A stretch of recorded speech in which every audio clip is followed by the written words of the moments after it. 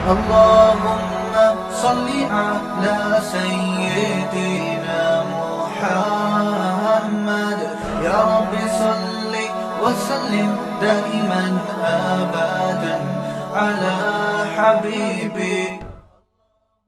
کیونکہ اگر ماں باپ کے حقوق ہیں, دوستوں کے حقوق ہیں, تو اللہ کے سب سے زیادہ ہونے چاہیے. تو وہ غیر مسلم جو مسلمان ہوا نا, اس نے بتایا کہ سب سے پہلے تو 5 نمازیں ہیں بھائی. ہم اگر اللہ کو مانیں تو اللہ سے ریلیشن تو ہو. تو یہ اسلام ہے جو ہمیں 5 دفعہ مسجد میں لے کر آتا, اور لاتا کتنے بہترین اسٹائل کے ساتھ ہے. کیسے بہترین انداز کے ساتھ لاتا ہے اسلام. یہ بھی ہو سکتا تھا کہ خام خواہ کی قربانی دلوائی جاتی کہ 5 دفعہ تم نے الٹے لٹکنا ہے تاکہ پتہ چل جائے تمہارا اللہ سے کیا ہے, ریلیشن ہے. تو یہ بھی تو قربانی ہوتی کہ نہیں ہوتی, لوگ دلوا رہے ہوتے ہیں. فوج میں نا, جب ہم جو این سی سی کی ٹریننگ کی ہے نا کالج میں, تو وہ فوجی صوبے دار ہمیں ٹریننگ دیتے تھے. تو وہ یہ ثابت کرنے کے لیے کہ میں آفیسر ہوں, بعض دفعہ خام خواہ میں ڈنڈ پہ لو بیٹھ کے, چلو بھائی. اب فوجیوں میں ہوتا ہے نا تاکہ آفس کے آرڈر کو فالو کرنے کا جذبہ پیدا ہو. اب ڈنڈ پیل رہے ہیں, ہمیں پتا تھا بھائی یہ ڈپس لگانے پڑیں گے آپ کو, ٹھیک ہے نا. وہ کہتا ہے جب کھڑے ہو کر دوبارہ لگاؤ. تو یہ سکھایا جاتا ہے فوجیوں کو قربانی کا جذبہ پیدا کرنے کے لیے. تو اللہ میاں ایسے بھی کر سکتے تھے کہ بس الٹے لٹک جاؤ, ٹھیک ہے نا, 5 ٹائم. قربانی دلوائی ہے لیکن ایسے طریقے سے دلوائی ہے کہ اس میں ہمیں روحانی سکون ملے, اس میں ہمارا اللہ سے ریلیشن قائم ہو, اس میں ہمیں لطف اور مزہ آئے, ہماری دنیا بھی سدھر جائے اس سے. ہمیں حکم دیا سب سے پہلے فجر کی نماز رکھی تاکہ مسلمان صبح دیر سے اٹھنے والی قوم نہ بنے. اللہ میاں یہ بھی کر سکتے تھے کہ پہلی نماز 11 بجے, دوسری نماز شام 3:30 بجے, 4-5 نمازیں ایسے کر دیتے. جہلم والی سرکار نے تو کر دی, فجر رکھی ہے اور ظہر کے بارے میں بولا ہے کہ عصر سے 20 منٹ پہلے آپ ظہر عصر پڑھ لیں اور غروب آفتاب ہوتے ہی مغرب عشاء بھی اکٹھی پڑھ لیں.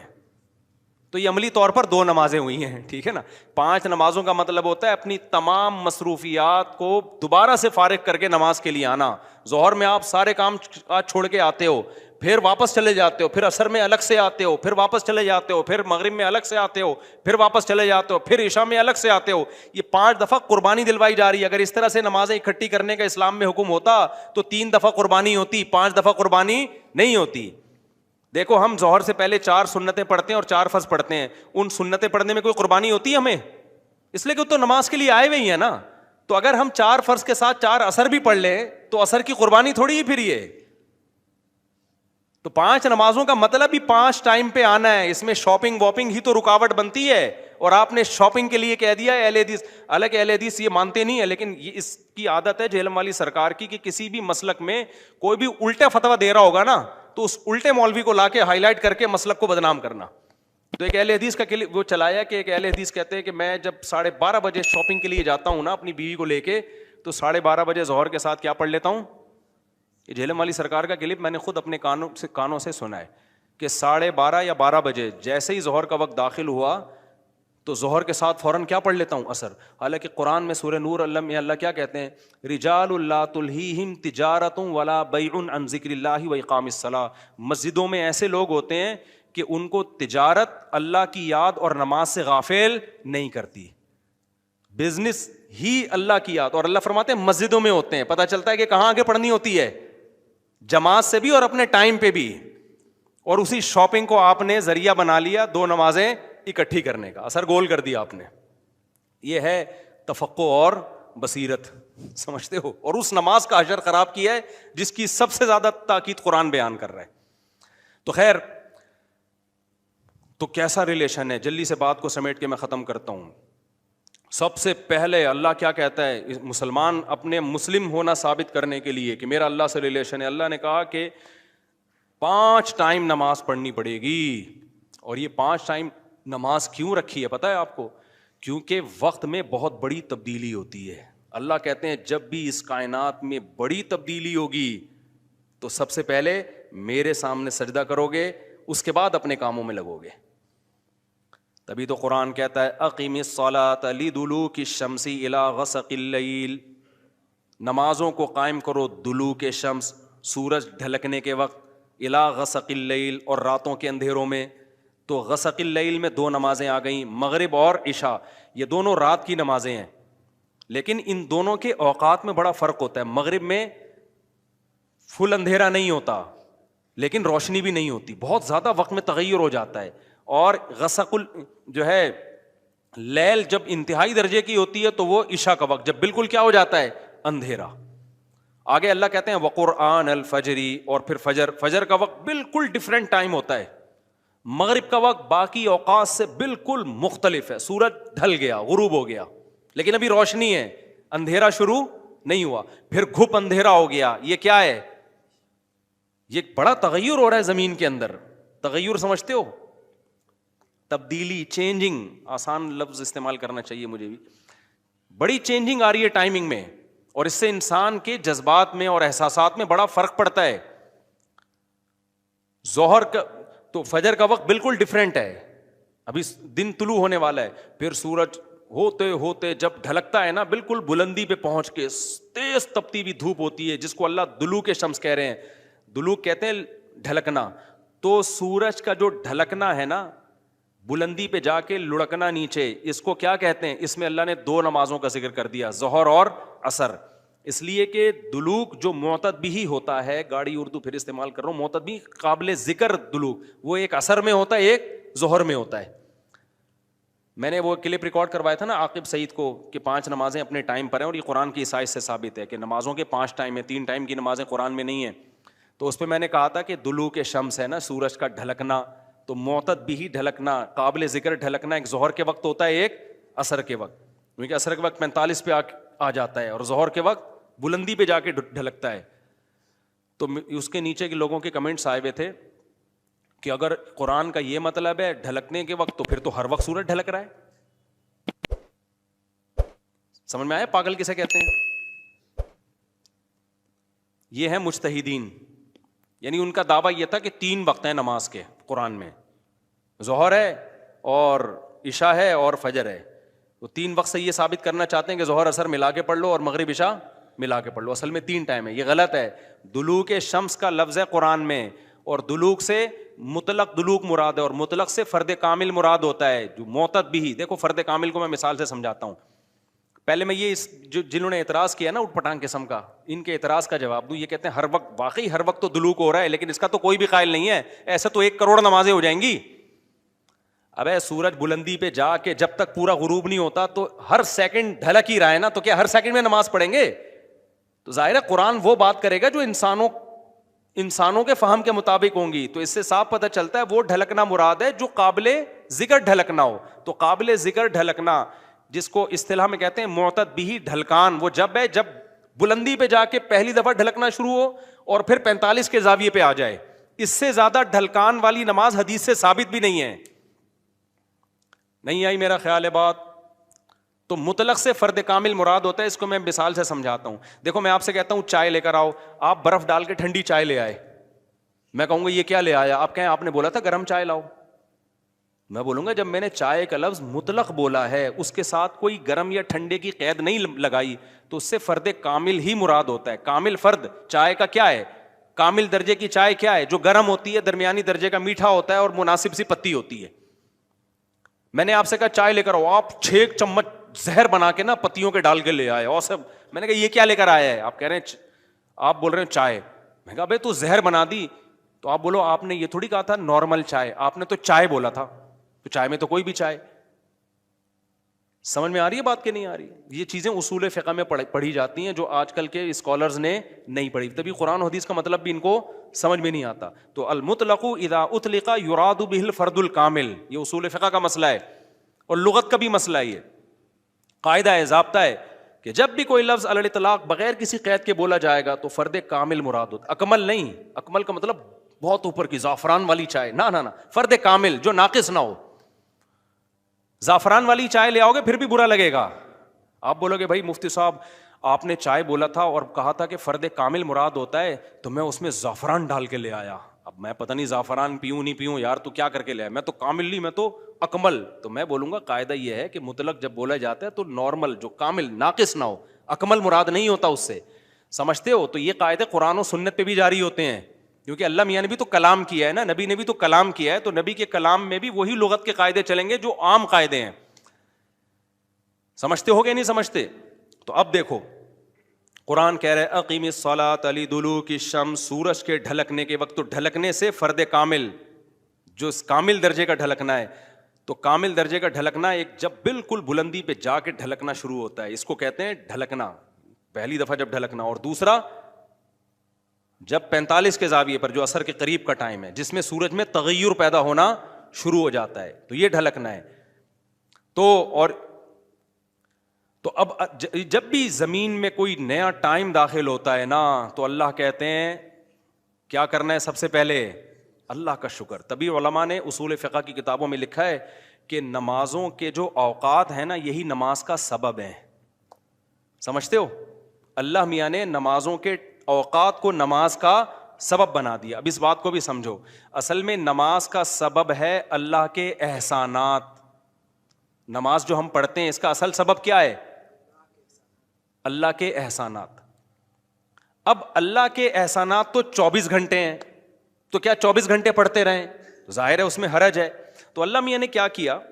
اللہ میاں نے بولا دیکھو شریعت کا ایک اصول ہے, ابھی کیا تمہیں پورا اصول فقہ بیٹھا کے سمجھاؤں میں, لیکن کیا کریں, سمجھائے بات سمجھ میں آتی نہیں. دیکھو شریعت کا اور کامن سینس کا بھی ایک اصول ہے کہ جب کسی, پہلے میں مشکل اردو میں سمجھاتا ہوں پھر ایکسپلین کروں گا. جب کسی حکم کا مدار کسی حقیقی سبب پہ رکھنا ممکن نہیں ہوتا نا, تو سبب ظاہر پر حکم کا مدار رکھا جاتا ہے. مشکل ہے مجھے پتا ہے, آسان کر کے سمجھا رہا ہوں. دیکھو ہم جو سفر میں 2 رکعتیں پڑھتے ہیں, اس کی اصل وجہ ہے مشقت. کیوں ہم 2 رکعتیں پڑھتے ہیں؟ بھائی ٹینشن ہے سفر میں. اللہ نے نماز کیا کر دی کہ بھائی سفر میں آدمی ایسے راحت میں نہیں ہوتا جیسے گھر میں ہوتا ہے نا. تو اللہ میاں نے کیا حکم دیا کہ بھائی کتنی پڑھنی ہے؟ 2 پڑھنی ہے. تو اصل جو وجہ ہے نا سفر میں 4 کی 2 جو اللہ نے کر دی ہیں, اس لیے کہ سفر میں آدمی اتنی خوشی اور راحت میں نہیں ہوتا بلکہ تھوڑی سی ٹینشن میں ہوتا ہے. لیکن اگر اللہ تعالیٰ یہ کہتے کہ ٹینشن ہی پر حکم کا مدار ہے, تو یہ ٹینشن کم ہونے کے بجائے بڑھ جاتی. وجہ اس کی ہے کہ ہم سوچتے رہتے پتہ نہیں مجھے سفر میں ٹینشن ہو بھی رہی ہے کہ نہیں ہو رہی ہے. بعض دفعہ لوگ سفر میں گھر کی نسبت زیادہ خوش ہوتے ہیں. آپ جا رہے ہو جہاز میں یا ٹرین میں, بڑا مزہ آ رہا ہے, آدمی کو یار اللہ میاں نے تو کہا تھا ٹینشن کی, اب تو ٹینشن نہیں ہو رہی.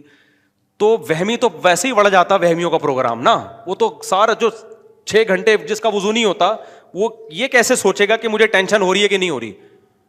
پھر اگر ہو رہی ہے تو کتنے کلو ٹینشن ہو رہی ہے. بعض دفعہ ہو رہی ہے لیکن آدمی کہتا ہے یار اتنی تو مجھے گھر میں بھی ہوتی ہے, یا ہو سکتا ہے نہیں ہوتی ہے. تو اسلام ان بکھیڑوں سے نکال کے اللہ میاں نے کیا کیا, بھائی سفر سبب ہے ٹینشن کا اور ٹینشن سبب ہے نماز کا. تو اصل سبب تو ٹینشن ہے, لیکن اگر ٹینشن پہ میں نے ڈال دیا نا مدار, تو یہ ٹینشن کم نہیں ہوگی بڑھے گی. لہذا سفر پہ ڈال دیا میں نے, اب سفر ہوگا تو چھوڑ دو, ٹینشن ہے یا نہیں وہ 2 پڑھا کرو. نہیں ہے بات میرا خیال ہے. تو یہ ٹینشن سے بچانے کے لیے اللہ نے کہہ دیا اب سفر میں چاہے انجوائے بھی کر رہا ہوں نا آدمی, تو بھی ہم کتنی پڑھتے ہیں؟ 2 پڑھتے ہیں. اور مقام پہ جتنی مرضی ٹینشن میں ہوں پھر بھی پوری 4 پڑھتے ہیں. تو یہ اصول, اور یہ دنیا میں بھی یہ اصول چلتے ہیں. سمجھتے ہو کہ نہیں سمجھتے؟ تو یہاں بھی اللہ نے کیا کیا, اللہ میاں نے فرمایا اصل میں تو تم پہ نماز فرض ہے اس لیے کہ میرے احسانات تم پر بہت ہیں. اب وہ احسانات تو ہر وقت بولو ہوتے رہتے ہیں. اب ہر وقت احسانات ہیں تو اب ہر وقت پڑھتے رہے نماز, وہ تو ناممکن ہے. تو اللہ میاں نے کہا کہ بھائی دیکھو اللہ کے احسانات میں جو تجدد ہوتا ہے نا, جدت آتی ہے, وہ ٹائم کے لحاظ سے آتی ہے. ہماری پوری زندگی کا نظام کس سے چل رہا ہے؟ ٹائم سے چل رہا ہے.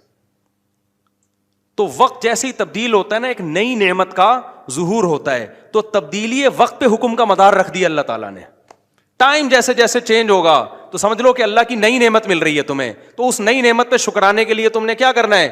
نماز پڑھنی ہے.